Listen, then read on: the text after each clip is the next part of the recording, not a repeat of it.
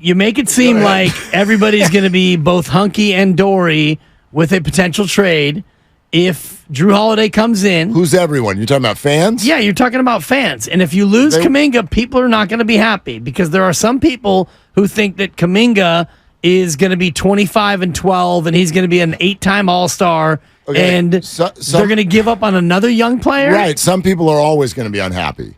And there's also a faction of people that will be unhappy if this drives Klay Thompson out.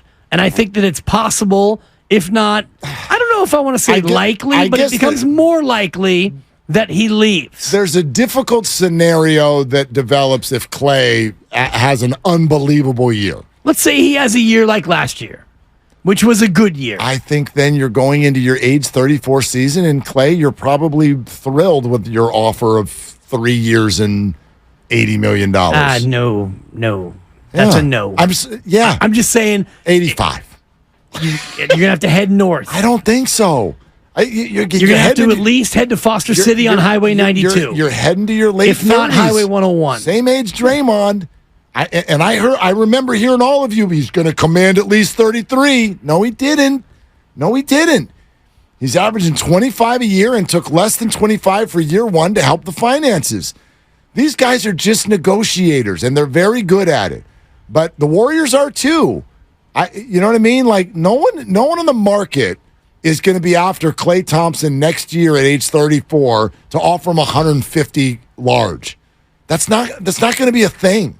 I'm not saying 150. No. You're taking a question 120 for 4 years. I'm talking about 3 and 100. 3 and $33 million a year. That would really surprise me. If he has a year like he did this year, where he is a 20-point-a-night scorer, he's showing you signs of being the efficient three-point shooter that he's always been. Yeah. Defense definitely took a step back, and I was the one who said that on this very program over and over. But if you're another team out there looking for a veteran two-guard who can defend and who can give you 18 to 20 a night, he's going to get $33 million a year. We did this exact same thing with Draymond Green. They don't want to leave. He probably did. I think Draymond got a better offer somewhere else. They don't want to leave the Warriors. We don't know that. We don't know that. It's been reported as such.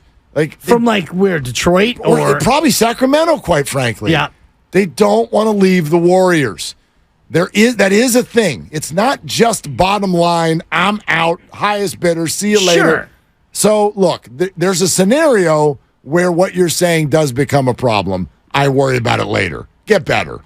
No, I'm with you. I think that if this trade were to happen, I think it's applauded by many more than those who would rip it. In the short term, absolutely. Yeah. All I'm saying is as you get down the road and, if you make this trade, do you then try to extend Klay now and, get him in at a bargain rate? And what does that do to your status underneath the second apron? I don't think so. I think they play it exactly as they're playing it. They're not talking. I mean, are they talking to him? Have the two sides had conversations? Maybe. We don't know that, yeah. Maybe, but it sounds to me like nobody's in a hurry. I don't see why this would necessarily change it. Let's go to the phones. And again, the article that just came out from Monty Poole, NBC Sports Bay Area, why Jrue Holiday's trade availability presents a dilemma for the Warriors. Monty joins us in just over a half hour. Let's go to Hypes in the city here on Willard and Dibs. Hey, Hypes, what are you doing? Willie Debbie, what's up? Hey, now.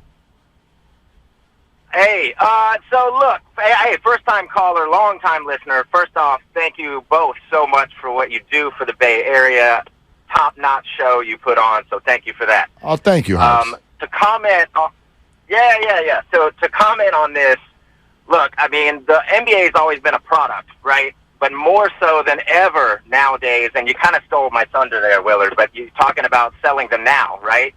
You got to sell the story now, right? Chris Paul hate trade existed, but hey, he's here, so what else are we going to do?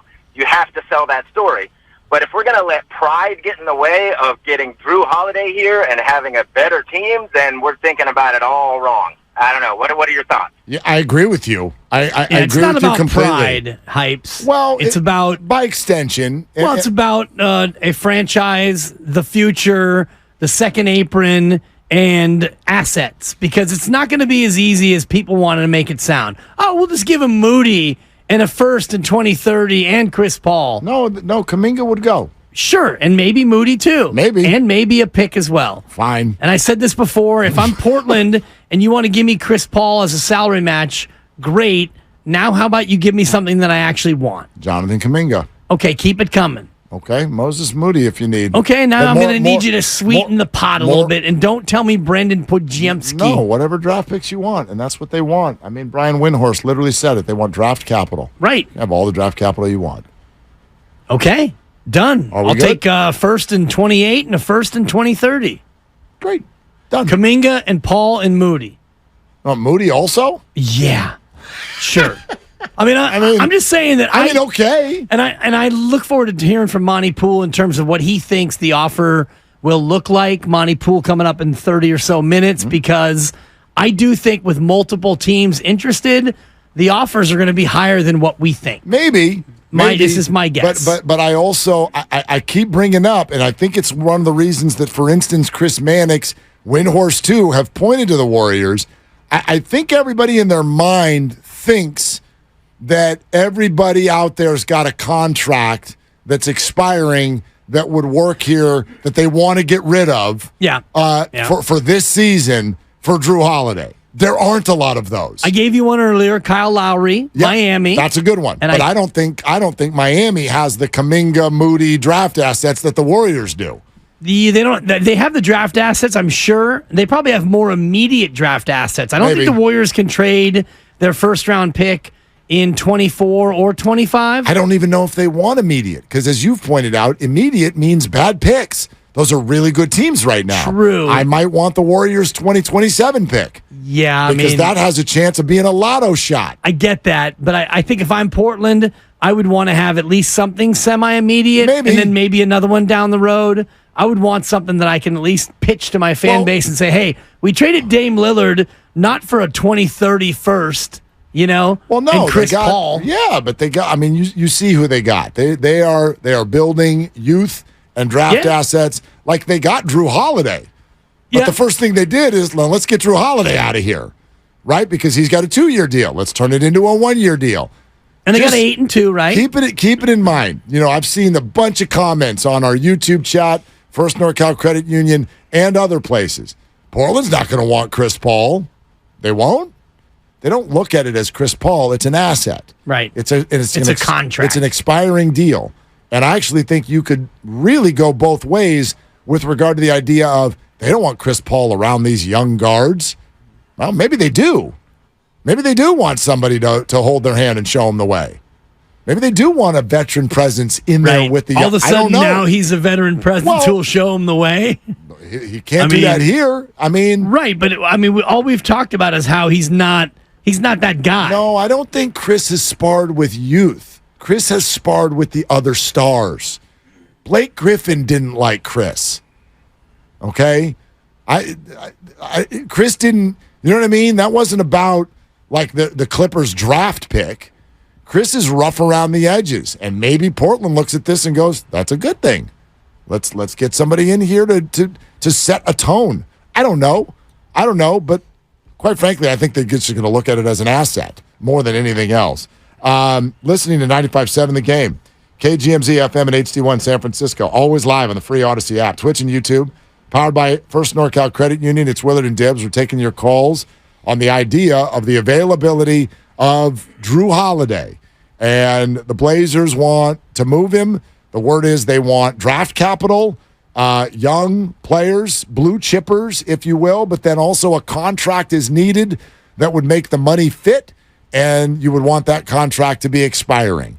The Warriors, check. They've got all. A lot of teams are going to want him. Listen to Brian Windhorst, ESPN. What happens with Jrue Holiday and where he ends up in the next couple of weeks could be a bigger outcome on the NBA title than this trade with Dame Lillard. And I say that because Jrue Holiday is now available on sale. 2 days ago, you couldn't get Jrue Holiday from the Bucks unless you were offering a superstar player and draft picks. Now Portland is going to be willing to sell him basically for draft compensation. You're not going to have to send him a great player. That means a bunch of teams that could compete for the title with the Bucks are now brought into it. I'm talking about Boston, New York, Miami, potentially the LA Clippers, and even more teams. Jrue Holiday is a plug-and-play, two-way, low-impact, low-ego player who has proven to have championship DNA. Teams are crawling all over themselves, contenders. And I would even argue that it's possible that a team that acquires Jrue Holiday, despite this star pairing in Milwaukee, could feel better about its championship chances than they did a couple of days ago. Tell you what, everybody crawling all over themselves to get Jrue. I hope that this steady flow of information about this is the Warriors' version of doing just that. I think this is an absolute no-brainer. Yes, Jonathan Kuminga would hurt. I really think that there could be something there. It's taken a little bit longer than some of us would have hoped. You can sort of point to both sides in terms of how they got to this situation, but you got to give up something to get something. And if the minutes that Chris Paul was going to play this year turn into Jrue Holiday, the bottom line is you're a better team that's easier to root for. Bottom line. And the Golden State Warriors, I would not spend too much time worrying about standing within the industry or embarrassing quotes from the summer. You got an opportunity to do this deal. You do this deal. No matter what the cost is what you're saying. The cost... Not no matter what. Basically, bye-bye depth is what it looks like if you get rid of Kuminga and if you have to get rid of Moody. And forget the future picks. But I'm not sure about the Moody thing. But okay, no, it's so not let's just say depth. it's Paul and Kuminga. So now you're looking at, you got Steph, Clay, and Dre. You've got Jrue, Kevon, and Wiggins. And then... Dario Saric? Okay. GP2? Okay. What? That's a bench. Dario Saric is a journeyman who averaged 6 points a game last year. He's not... It's not like you're injecting him into your six-man role. He's not. You don't need that. If you're a good team, he's your 10th or 11th man. I think it's 6 players. They have plenty. This team would have plenty of scoring. He's a veteran minimum guy, right? Dario Saric? Yeah, but you signed him in the vet min market. But you're acting like he would need to score. He would need to play his role. Which is run around and be 6'10". Being a big. Okay. Yeah, being your backup big. This team would have plenty of scoring. Not a lot of great players on your bench is all I'm. GP2. I mean, not a scorer. Like if you've got I look at that as an embarrassment of great players. I look at that as a paper thin lineup in terms of depth. If you get one injury, and Steph Curry missed 26 games last year, Draymond was unbelievably sturdy contract year, and other than Andrew Wiggins, who missed half a year, which was an anomaly. He's not a injury guy. He's going to play a bunch. If guys miss, There's not. I mean, if you have more depth, then you can withstand that. You're giving up one player in the depth conversation. You're giving up Kuminga. Yeah, that's one player. Right, a guy who you were kind of asking. You were expecting him to be a much more impactful player this year. Again, got to give up something to get something. No doubt. Because Jrue Holiday would have much bigger impact than Chris Paul would. So, yes. To me, there are other players here. If Moody is still on the team, you signed Corey Joseph to back up Curry for a few minutes here and there. Saric is off the bench. You're hearing good things about what they see from Trace Jackson-Davis. See if he can contribute. GP2 comes in, plays his role. How many players do you want to play? Well, that's plenty. It's actually not plenty because Trace Jackson-Davis is a rookie, and we know that rookies tend to not play a lot on the Golden State Warriors. They just don't. They tend to not play a lot. And this has nothing to do with Steve Kerr. That's the NBA. I know, but especially this team, this veteran-laden team, they have not shown a great amount of patience with rookies. So I'm going to take him out of the rotation, as I will Brendan Podziemski. Right. Rudy Gay can come in and knock down a couple of shots. Now we're getting into the hilarious portion of the program. No, we're not. You get to the Rudy Gay is 38. The guy barely played last year. You get to the playoffs in the NBA, and nobody goes past 8 players. Right. You sound like you're asking for 12 players. I'm worried about October to March. Every NBA game has 2 or 3 guys at the bottom of the list with the DNP next to them. Right, and you just named 7 guys who are all DNP country. No, I named 9. You've already got, if you were to get this guy, we're already having a conversation about 6 starters. I mean, Steve Kerr's got 6 starters. If behind them, your bench is Moody, Saric, GP2, Corey Joseph, Trace Jackson Davis. That's more than enough people. There's more than enough people. Yes, people, Mark, but these are not legitimate, championship caliber NBA you're players. Making it sound like if Jonathan Kuminga leaves, the roster just disintegrates. I think the roster has depth issues anyway. Okay. And you're leaning on a journeyman Dario Saric, Rudy Gay, who may or may not make the team. I'm stunned you didn't mention Rodney Magruder, who is in the Rudy Gay country. Right. You got a couple of rookies. You don't need these Corey people. Joseph is a 9th or 10th man. Right. That's all you need. You actually do need them with a veteran team that is old. You already talked about how old they are. You expecting all these guys to play 82? No, this would get younger, by the way. This would get younger. Bye-bye 38-year-old. In one spot. Yes. Bye-bye 20-year-old. In the much more key spot. Yeah. The one who's playing more minutes.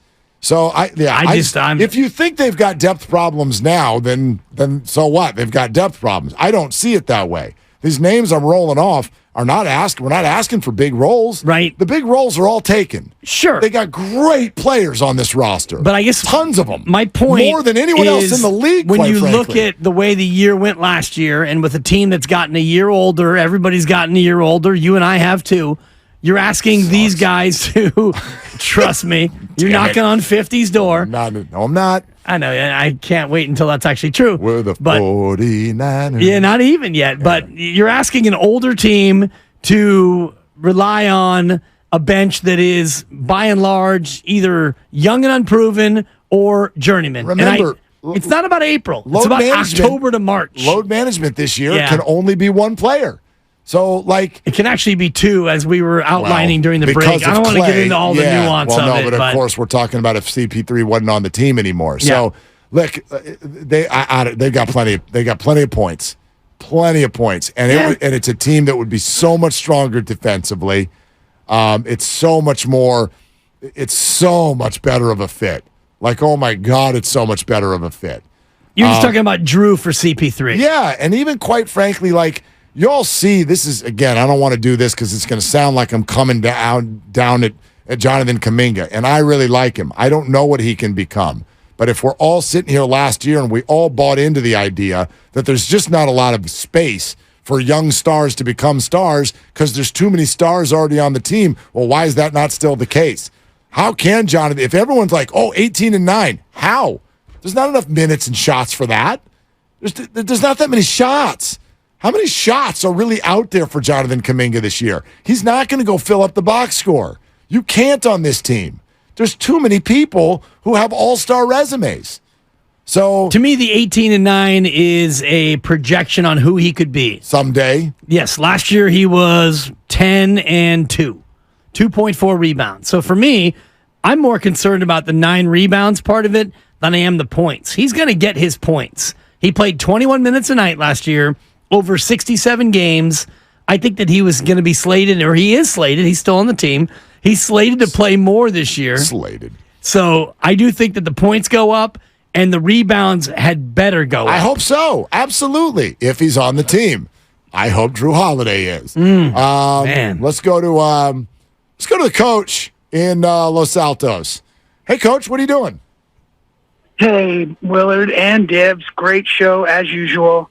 What an incredible turn of events. So first of all, Chris Paul's a nemesis for any true Warriors fan, no matter what you say. He's still a brilliant player. He's just a guy I grew up not liking. Just cocky, just kind of rubs people the wrong way. Like you said, rough around the edges. However, he does make teams better. He does pass up, gives the shots to others. The issue that I have is you have no death lineup with Chris Paul on the squad, I don't think. With Jrue Holiday, when you think about the new death lineup with Steph, Jrue, Clay, Wiggins, and Draymond, who's going to guard that lineup? And that's just a bunch of defensive dogs. So even if Clay has slipped a step. So I guess I align a lot more with you, Mark, on this is such an incredible fit. It is such an incredible fit. I would give up Kuminga.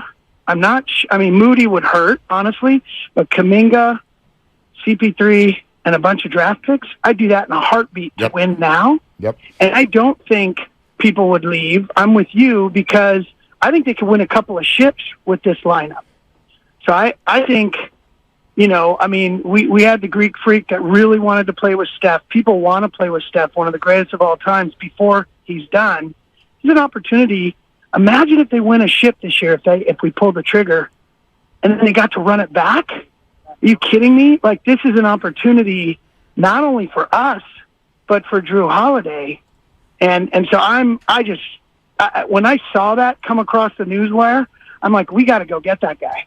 I've always loved that guy. Yeah, Coach, thanks. I tell you what, Coach brings up a good point about forget starting but finishing.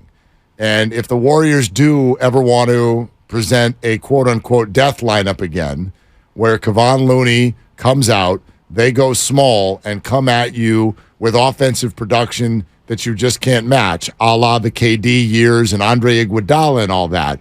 If you wanted to do that, good Lord, it works a whole lot better with Jrue than it does with Chris Paul. Absolutely. I mean, not even close. It works great if Jonathan Kuminga can fulfill his promise between now and April, but that's less likely than Jrue Holiday coming in as a veteran and playing that role. I'll give you that because, Kuminga at 6'7", or however tall he is now after the offseason, if he plays at his absolute potential, then you have a whole nother dimension. But I don't know if he's going to get there this year as a 21-year-old. But yes, you would be a very interesting sort of team. I don't know about death lineup anymore.